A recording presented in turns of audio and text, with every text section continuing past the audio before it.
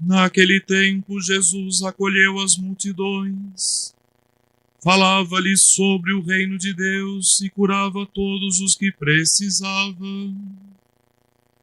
A tarde vinha chegando. Os 12 apóstolos aproximaram-se de Jesus e disseram: despede a multidão para que possa ir aos povoados e campos vizinhos, procurar hospedagem e comida, pois estamos num lugar deserto. Mas Jesus disse: dai-lhes vós mesmos de comer. Eles responderam: só temos 5 pães e 2 peixes. A não ser que fôssemos comprar comida para toda essa gente. Estavam ali mais ou menos 5.000 homens. Mas Jesus disse aos discípulos: mandai o povo sentar-se em grupos de 50. Os discípulos assim fizeram, e todos se sentaram. Então Jesus tomou os 5 pães e os 2 peixes, elevou os olhos para o céu, abençoou-os, partiu-os e os deu aos discípulos, para distribuí-los à multidão. Todos comeram e ficaram satisfeitos. E ainda foram recolhidos 12 cestos dos pedaços que sobraram. Palavra da salvação.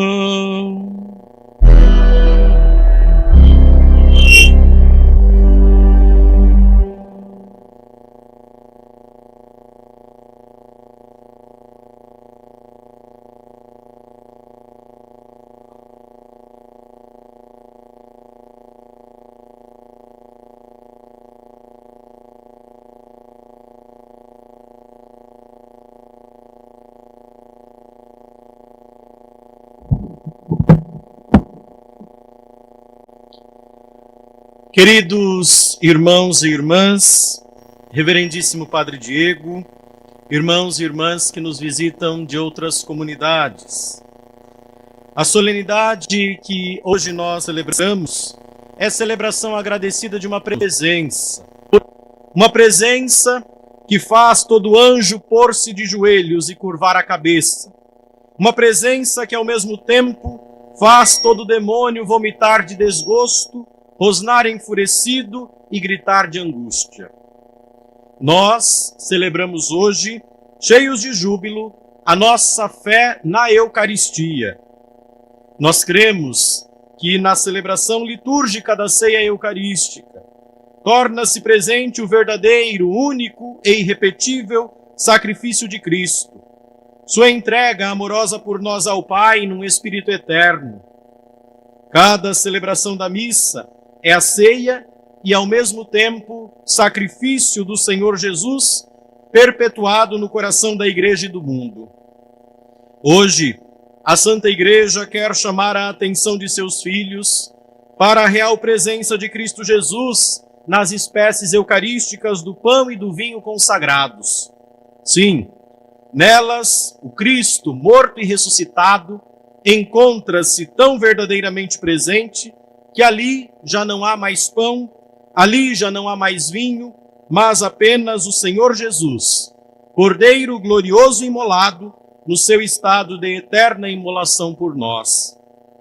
Mas como acontece esta misteriosa transformação, esta metamorfose das espécies eucarísticas no corpo e no sangue do Senhor? Acontece pelo poder do Espírito Santo. Acontece pela oração do sacerdote que, em nome de toda a Igreja, suplica ao Pai que derrame sobre as santas espécies o Espírito do Filho morto e ressuscitado, e o Espírito do Cristo Pascal, de tal modo se apodera das santas ofertas que as transforma, as transubstanciam no corpo e no sangue do Senhor Jesus. Queridos irmãos e irmãs, estejamos atentos.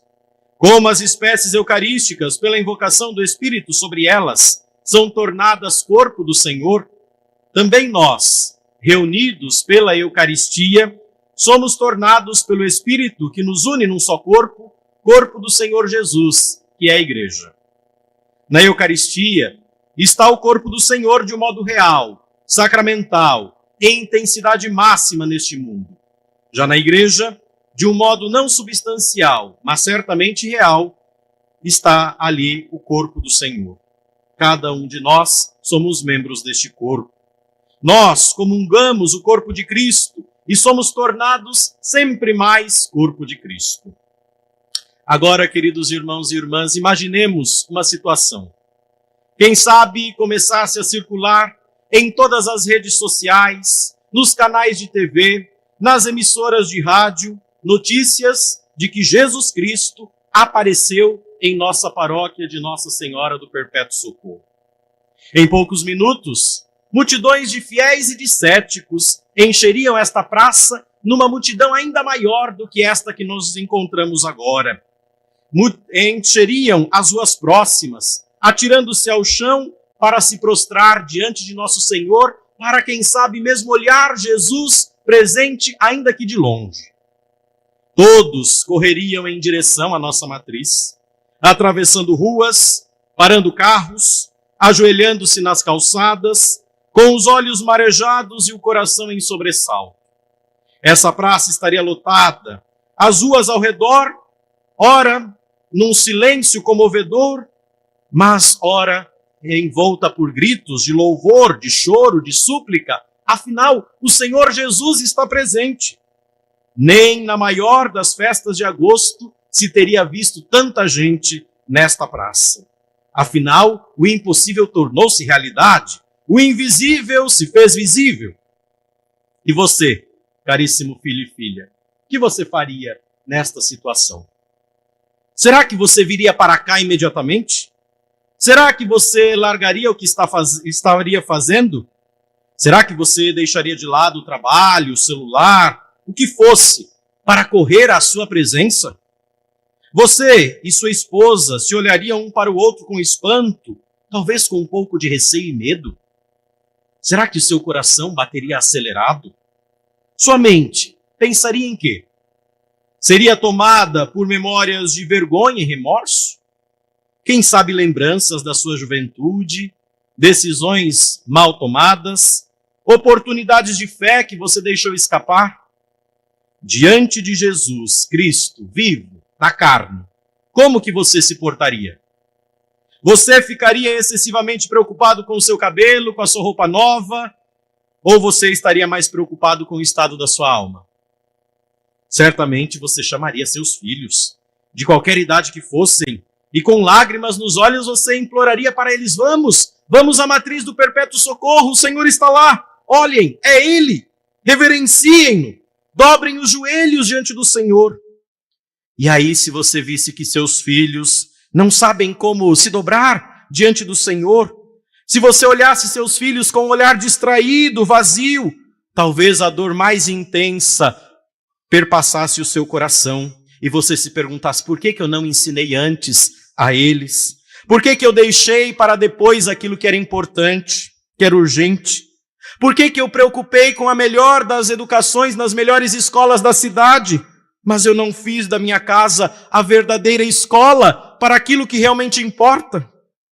Quanta vergonha você, quem sabe, não sentiria se Jesus, então, diante de você, perguntasse: por que agora você está se portando de uma forma tão piedosa?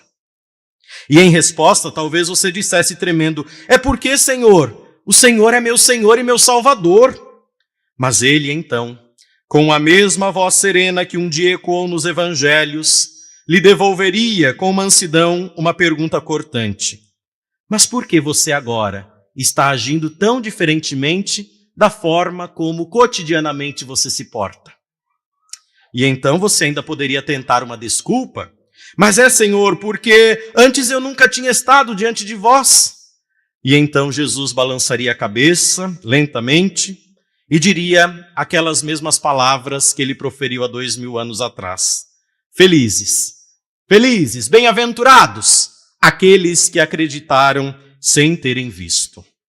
E então você olharia ao seu redor e veria Jesus tratando com uma predileção toda especial aqueles a quem você não cumprimenta na comunidade, aqueles, quem sabe, que você até diz que são necessitados de conversão.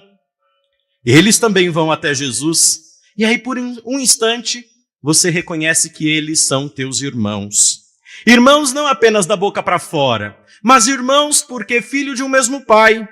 Eles fazem parte da família de Jesus e Jesus os acolhe com tanto carinho. Amados irmãos e irmãs, é bem verdade. Todos nós gostaríamos de coisas milagrosas. Quem sabe nós gostaríamos que esta cena acontecesse deste modo. Mas não nos esqueçamos que os milagres são realizados por Deus apenas para incentivar a nossa fé. Então, ó cristão, eu lhe pergunto novamente, o que você faria se nosso Senhor aparecesse em corpo e sangue nesta praça? Qualquer santo, qualquer um dos santos diria, eu não faria nada além daquilo que eu já faço todos os domingos. Amados irmãos e irmãs, hoje rendemos graças a Jesus, que quis estar vivo, presente junto a nós. E nós somos muito mais felizes do que aqueles que viveram nos tempos do Salvador. Hoje, nosso Senhor e Salvador se faz encontrar vivo e verdadeiro em cada uma das nossas igrejas, não distante de nossas casas. Nós aqui em Socorro temos muitas igrejas. O Senhor nunca está distante de nós. Somos nós que às vezes não vamos nos encontrar com Ele. Santa Teresa d'Ávila assim escrevia no seu Caminho de Perfeição.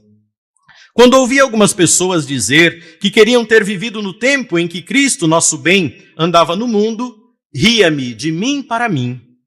Parecia-me que, possuindo-o no Santíssimo Sacramento tão verdadeiramente como então, que diferença faz? Então, amados irmãos e irmãs, que grande graça e sorte a nossa de podermos morar próximos do Santíssimo Sacramento. Aqui em Socorro, ninguém pode dizer que está longe do Senhor. Até onde você iria para encontrar-se com o nosso Senhor, ser recebido por Ele? Quantas vezes nós gastamos tempo com tantas coisas e não com o Senhor? Quantas vezes dizemos, não temos tempo? E Ele se faz presente em cada uma das igrejas católicas sobre a terra e espera por você, por cada um de nós. Lá, Ele está oferecendo seus ouvidos inteiramente amorosos para escutar as suas preocupações. Lá, em cada sacrário, Ele oferece um ombro onipotente, no qual você pode se escorar para chorar. Ele nos oferece uma amizade perpétua, que jamais nos decepcionará. Na Eucaristia, encontram a plena realização aquelas docíssimas palavras de nosso Senhor. Vinde a mim, todos vós que estáis cansados e fatigados sobre o peso de vossos fardos, e eu vos aliviarei. Assim, hoje o nosso coração está ao mesmo tempo que agradecido, também desejoso de gritar esta verdade ao mundo. Nós não estamos sozinhos. O Senhor veio a nós e Ele quis permanecer conosco. Ele, antes de subir aos céus para a direita de Deus, quis dar um jeito de estar sempre conosco. Então há um Deus que caminha ao nosso lado, há um Deus que se deixa encontrar. E quando contemplamos a hóstia sagrada no altar ou no ostensório, nós vemos o próprio Cristo que nos anima a viver na terra com os olhos postos no céu. Aquele que um dia veremos glorioso, rodeado pelos anjos e pelos santos. É este, então, o sentido da procissão que nós logo mais vamos realizar. Anunciar a tantos que não creem em Jesus que Ele continua a entregar-se por nós em cada um dos altares da terra. Que a vida pode ser diferente, que Jesus não nos abandonou, mas que Ele quer alimentar nosso desejo de vida plena e que Ele nos espera a todos no céu. Mas atenção, caríssimos irmãos e irmãs, além de nos unir a Cristo, a Eucaristia também nos une aos nossos irmãos, faz-nos um só corpo nele e com Ele. A festa da Eucaristia é a festa do corpo de Cristo, e o corpo de Cristo é igualmente a igreja. Já que há um único pão, nós, embora muitos, somos um só corpo, visto que participamos deste único pão, nos disse São Paulo na primeira carta aos Coríntios. Por isso é impossível comer deste pão e beber deste cálice, permanecendo isolado, fechado em si mesmo, fugindo da comunidade, querendo viver sozinho, desprezando os irmãos, fora da comunhão com a igreja. A Eucaristia faz a igreja. Ela é a comunhão que nos une a Cristo e aos irmãos e nos convida a abrir as mãos para partir e repartir o pão. Na comunhão eucarística, Cristo comunica a sua própria vida a quem o recebe sob as espécies do pão e do vinho. Disse Jesus: quem come a minha carne e bebe meu sangue permanece em mim e eu nele.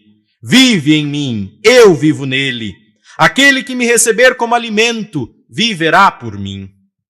Pois bem, aqueles que vivem a mesma vida de Cristo não podem deixar de estar unidos entre si, formando um único corpo, o corpo de Cristo, que é a igreja. Tudo isto, e muito mais que isto, está contido na Eucaristia, que é Cristo, tesouro da igreja. Então, amados irmãos e irmãs, adoremos este Santíssimo Sacramento, sinal de unidade, vínculo de caridade, sacramento de piedade. Peçamos ao nosso anjo da guarda que sempre nos recorde a proximidade de Cristo, para que jamais descuidemos de sua presença junto a nós.